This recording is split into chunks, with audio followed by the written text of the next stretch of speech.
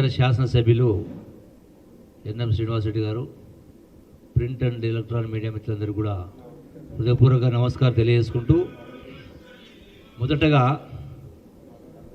నిన్న మహబూబ్ నగర్లో ఏర్పాటు చేసినటువంటి రైతు సదస్సు, రైతు పండుగలో భాగంగా రైతు సదస్సు బహిరంగ సభ ఏర్పాటు చేయడం జరిగింది. గౌరవ ముఖ్యమంత్రి రేవంత్ రెడ్డి గారికి ప్రత్యేకంగా పాలమూరు జిల్లా ప్రజల పక్షాన, మా అందరి పక్షాన వారికి ప్రత్యేక కృతజ్ఞతలు తెలియజేస్తా ఉన్నాం, ధన్యవాదాలు తెలియజేస్తా ఉన్నాం. ఎందుకంటే ఇంత పెద్ద ఎత్తున రైతు పండుగ అనే కార్యక్రమం నిర్వహించడం అనేది మామూలు విషయం కాదు. రెండవది, రైతు సదస్సులో నేను కూడా రాజకీయాల్లో గడిచిన 20 సంవత్సరాలు ఉన్నా. ఇంత పెద్ద ఎత్తున ఆ ప్రదర్శన అవుతుందో, రైతు సదస్సు సంబంధించి 150 స్టాల్స్, అంటే అన్ని డిపార్ట్మెంట్లకు సంబంధించినటువంటి, ముఖ్యంగా వ్యవసాయానికి సంబంధించినటువంటి, వ్యవసాయానికి అనుబంధ రంగాలకు సంబంధించినటువంటి ఏదో ప్రదర్శన అయితే ఉండిందో, అందులో ఆ స్టాల్స్లో అన్ని రకాల దాంతోపాటుగా సాంకేతిక పరిజ్ఞానం, అంటే టెక్నాలజీ సంబంధించి కూడా అన్నీ కూడా డిస్ప్లే చేయడం అనేది ప్రదర్శించడం జరిగింది. రైతులు 3 రోజుల పాటు వేల సంఖ్యలో పాల్గొని వాటిని తిలకించడం జరిగింది. తిలకించడమే కాకుండా అవగాహన కూడా కల్పించుకోవడం జరిగింది.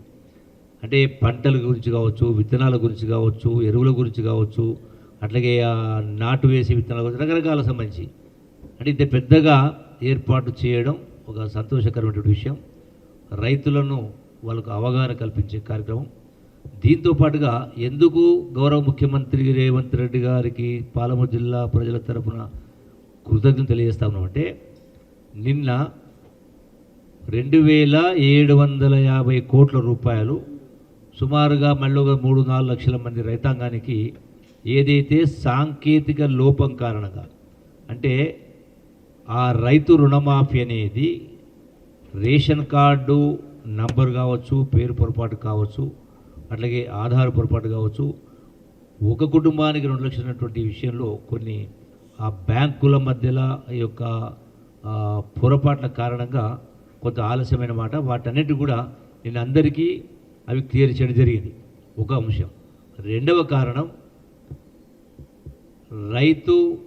రైతాంగానికి సంబంధించి 500 రూపాయల బోనస్ కూడా ఇవ్వడం కూడా ఇది ఒక గొప్ప ప్రయత్నం.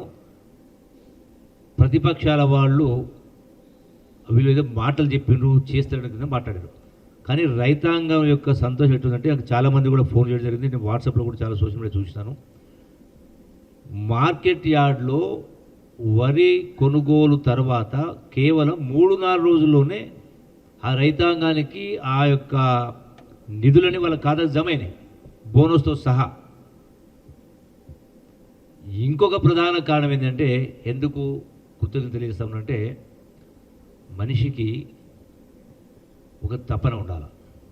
ఎందుకంటే పాలమూరు జిల్లా నుంచి 70 సంవత్సరాల తర్వాత రేవంత్ రెడ్డి గారు ముఖ్యమంత్రిగా మాకు అవకాశం వచ్చింది. ఆనాడు బూరుగుల రామకృష్ణ తర్వాత.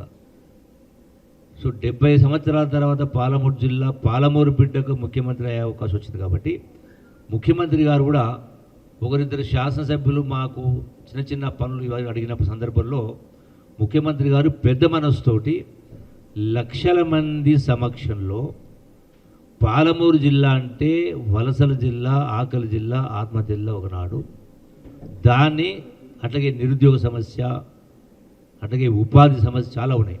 వీటన్నిటి సంబంధించి అన్ని సమస్యలకు పరిష్కారం కనుగొనే దిశగా యావత్ క్యాబినెట్ కూడా ఆ మీటింగ్లో పాల్గొన్నది.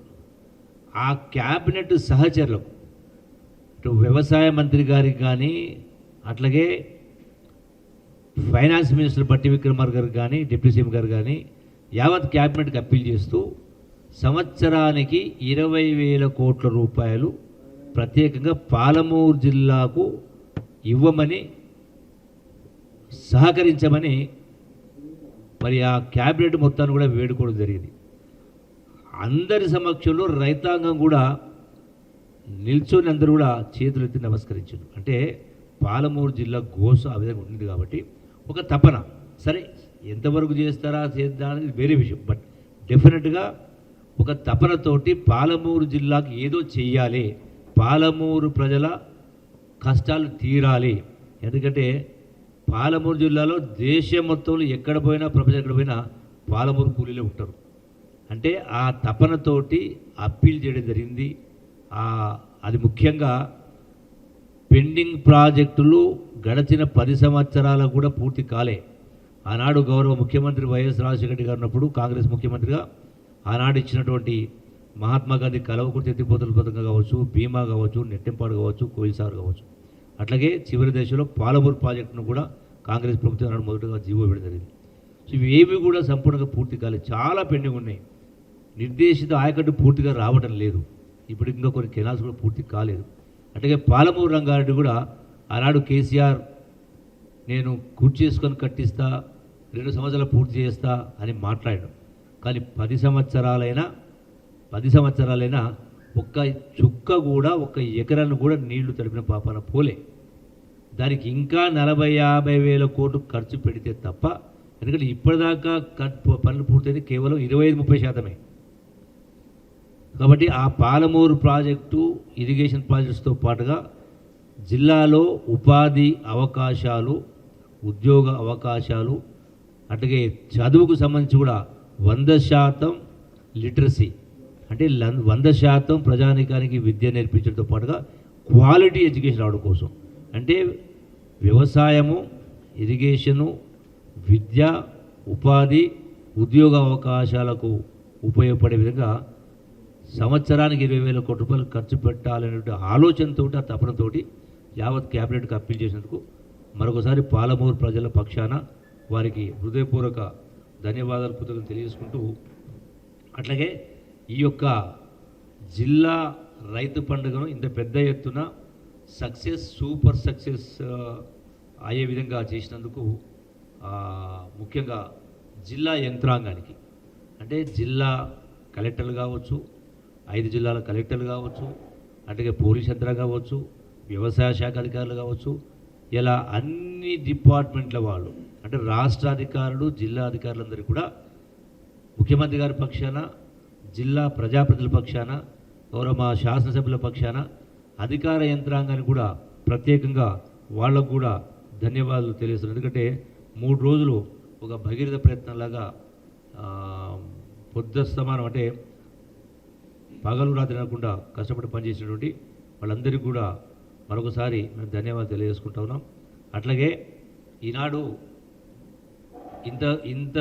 ఇంత పెద్ద ఎత్తున సక్సెస్ అయింది బహుశా ప్రతిపక్ష నాయకులకు, కేసీఆర్కైనా, కేటీఆర్కైనా, హరీష్కైనా, ఇంకొకరికైనా మరి నిద్ర పట్టిందో లేదో తెలియదు. విమర్శలు అంటే అవాస్తవాల్ని వాస్తవాలుగా చిత్రీకరించే ప్రయత్నం చేస్తూ ఉన్నారు. మరొకసారి ఈ సందర్భంగా ఈ మీడియా ద్వారా, మన మీడియా ద్వారా, మీ మీడియా ద్వారా రాష్ట్ర ప్రజానికానికి మరొకసారి నేను విజ్ఞప్తి చేసినట్టే, ఇలా సోషల్ మీడియా ద్వారా, కొన్ని పార్టీల కరపత్రాల ద్వారా, న్యూస్ పేపర్ ద్వారా తిమ్మిది బమ్మి చేసి అవాస్తవాల్ని చెప్పే ప్రయత్నం చేస్తూ ఉన్నారు. ఏదో గొప్ప పరిపాలన చేసినామని చెప్పని, 10 సంవత్సరాలు ఏదో గొప్పగా ఎలుగబెట్టమని చెప్పని మాట్లాడుతూ ఉన్నారు. నిన్న ఆ వేదిక పైన చెప్పినా మళ్ళీ ఒకసారి చెప్తా ఉన్నా, నిజంగానే గొప్ప పరిపాలన అయితే, పట్టుదలతో పనిచేసిన పని అయితే, మరి ధనిక రాష్ట్రం అప్పుల రాష్ట్రం ఎందుకయింది? 8 లక్షల కోట్ల అప్పు, నెలకు 6,000 కోట్ల రూపాయలు వడ్డీ చెల్లించాల్సి వస్తూ ఉంది. అయినా కూడా 40,000 కోట్ల బకాయి పెట్టిపోయాను మళ్ళీ పాత బిల్లులు. మరి నిజంగానే కనుక ఇంత అప్పు చేయకపోయి ఉంటే నెలకు 6,000 కోట్ల రూపాయలు వాళ్ళు చేసిన అప్పులకు వడ్డీ కట్టాల్సి వస్తుంది. ఇదే కనుక ఈ స్థాయిలో లేకపోయి ఉంటే 70 సంవత్సరాలు కాంగ్రెస్ పార్టీ, తెలుగుదేశం పార్టీ ఈ రాష్ట్రాన్ని పరిపాలిస్తే మరి రాష్ట్ర అప్పు మొత్తం కేవలం 60,000 కోట్లు ఉండింది. ఇలా పద్ధతి జరగకపోయి ఉంటే నెలకు 6,000 కోట్లు అంటే రైతు బంధు ఇవ్వాలంటే 7,000 కోట్లే. మీరు ఇంత అప్పు చేసి పెట్టకపోయి ఉంటే నెలకోసారి ఇవ్వచ్చు. ఇలా రైతు బంధు అయిపోయేది, తర్వాత అట్లాగే నిరుద్యోగ భృతి అయిపోయేది, అన్ని ఉద్యోగాలు ఫిలప్ అయిపోయేది, ఉపాధి అవకాశాలు వచ్చేది, చాలా జరిగేది. అంటే దీని మొత్తానికి కారణం వీళ్ళే. ఇంత చేసి కూడా చివరికి మళ్ళీ ఇన్ని అప్పులు చేసి కూడా మళ్ళీ రైతు బంధు ఇవ్వడానికి అక్షయ పాత్ర లాంటి రింగ్ రోడ్డు అమ్మేయడం జరిగింది. ప్రజాస్వామ్యాన్ని కూలి చేసింది. మీకు అందరూ ధ్యాసకు ఉండొచ్చు. మంత్రులకు కూడా ఎంట్రీ లేకపోయేది ప్రగతి భవన్ పోవాలంటే. వాళ్ళకు అవసరం వాళ్ళు పిలుచుకునేవాళ్ళు. సెక్రటరీ మేము గొప్పగా చెప్పిన చెప్పారు. ఎవరి కోసం? సెక్రటరీకి ఎంట్రీ, ఎమ్మెల్యేకి ఎంట్రీ లేదు. అందుకనే ఇలా అమరవీరుల స్థూపం గొప్ప కట్టించినవనో, సెక్రటరీ గొప్ప కట్టించిన చెప్పను, అంబేద్కర్ గొప్పగా కట్టించిన చెప్పిన కింద చెప్పుకోవడం తప్ప ఈరోజు కూడా వాళ్ళ యొక్క ఆశయాల్ని, వాళ్ళ లక్ష్యాలు అమలు చేసిన పాపన పోలేదు. కాబట్టి అందుకనే ప్రతిపక్ష మాటల గాడిలో పడకుండా ఒకటే మరొకసారి విజ్ఞప్తి చేసేది రాష్ట్ర ప్రజానీకానికి, అన్ని వర్గాల వాళ్లకు, ఈ దేశానికి కానీ ఈ రాష్ట్రానికి కానీ కాంగ్రెస్ ప్రభుత్వమే శ్రీరామ రక్ష. ఎందుకంటే ఇది పేదల పార్టీ, పేదల పక్షపాతి. దానికి తోడు ఇందిరమ్మ రాజ్యం చూసినారు. ఇందిరమ్మ అంటేనే ఇందిరాగాంధీ అయినా రాజీవ్ గాంధీ అయినా దేశం కోసం ప్రాణాలు వదిలిరు. సోనియా గాంధీ అయినా రాహుల్ గాంధీ అయినా ప్రధాన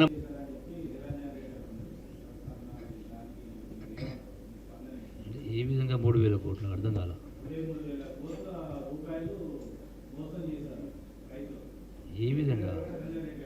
ఏ విధంగా దేనికోసం మోసం?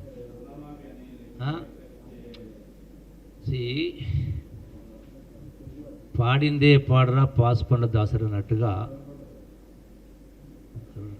మన నిరంజన్ రెడ్డి గారు మాట్లాడినా, కేటీఆర్ మాట్లాడినా, హరీష్ మాట్లాడినా, బీఆర్ఎస్ ఎవరు మాట్లాడినా ఏం మాట్లాడుతూ ఉన్నారు? మేము గొప్పగా పరిపాలన చేసినాం, మీరు మా లెక్క చేస్తలేరు అన్నారు. కరెక్టే, మేము మీ లెక్క చేయలేం. మీరు చేసిన గొప్ప పరిపాలన ఏంది? తెలంగాణ ఉద్యమంలో సీమాంధ్రులను తిట్టిపోసిన సందర్భంలో తెలంగాణ కోసం పాలమూరు వాడుకున్నాం, అందరూ వాడుకున్నాం. కానీ మీ 10 సంవత్సరాల పరిపాలన ఏం చేసిండ్రు అంటే, రాష్ట్రం ధనిక రాష్ట్రమైన రాష్ట్రంలో వచ్చిన ఆదాయాన్ని ఎవరికి అప్పనంగా అప్పచెప్పిండ్రు? 1,000 కోట్ల రూపాయలు దోపిడీ చేసిండ్రు. నేను అసెంబ్లీ సాక్షిగా చెప్పిన, అసెంబ్లీలోనే చెప్పిన, 1,80,000 కోట్ల రూపాయలు మీరు టెండర్ పిలిస్తే ఎవరికి ఇచ్చిండ్రు, ఎంతకి ఇచ్చిండ్రు? నేను స్పష్టంగా చెప్పిన. ఈ రోజున కృష్ణానది పైన ఏదైతే నేషనల్ హైవే వస్తూ ఉందో సోమశిల దగ్గర, ఆ రోడ్డు కమ్ బ్రిడ్జికి సంబంధించి సుమారుగా 700 కోట్ల రూపాయల వరకు 39% లెస్సుకు పనిచేస్తూ ఉన్నారు. అందులో కంకర, డాంబరు, సిమెంటు అన్నీ వాడతారు. అయినా 39% లెస్సు. మరి మీరిచ్చినటువంటి టెండర్లో ఇరిగేషన్లో 1,80,000 కోట్లలో ఎక్సెస్కు నేను చదివిన అసెంబ్లీలో 3,000 కోట్లు, 4,000 కోట్లు అన్నీ .1, .2 లెస్సు, లేదంటే 2%, 3% ఎక్సెస్. ఎందుకు ఈ వ్యత్యాసం? ఈ డబ్బులు ఎక్కడ పోయినాయి? అత్త సొమ్ము అల్లుడు దానం చేసినట్టుగా దోసుకుంటారు, దోసిపెడతారు. దీని పర్యవసానమే కదా రిజల్టు 8 లక్షల కోట్లు అప్పు కావడం. దీని పర్యవసానమే కదా నెలకు 6,000 కోట్ల రూపాయలు మీరు చేసిన అప్పుకు వడ్డీ కట్టాల్సి వస్తూ ఉంది. దీని పర్యవసానమే కదా మీ 10 సంవత్సరాల పరిపాలనలో మీరు అధికారం బంగారు పల్లెల్లో అధికారం అప్పచెప్పిన మాట్లాడినారు హరీష్ రావు చాలా సందర్భంలో, ఇంకో నాయకులు. 40,000 కోట్ల బకాయిలు.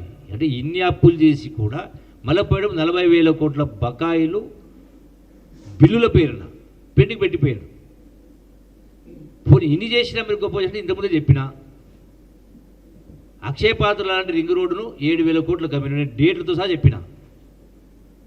ఆగస్టులో 2023లో ఆగస్టులో 7,000 కోట్ల రూపాయలు రింగ్ రోడ్డును, అంటే సంవత్సరానికి సుమారుగా 700 కోట్ల రూపాయల ఆదాయం వచ్చేటువంటి రింగ్ రోడ్డును ఎంత కమ్మింది మీరు? 7,232 కోట్ల 40 లక్షలు కమ్మిండ్రు. ఏ తారీఖున అమ్మిండ్రు? 35 సంవత్సరాలకు 14 ఆగస్టు 2023.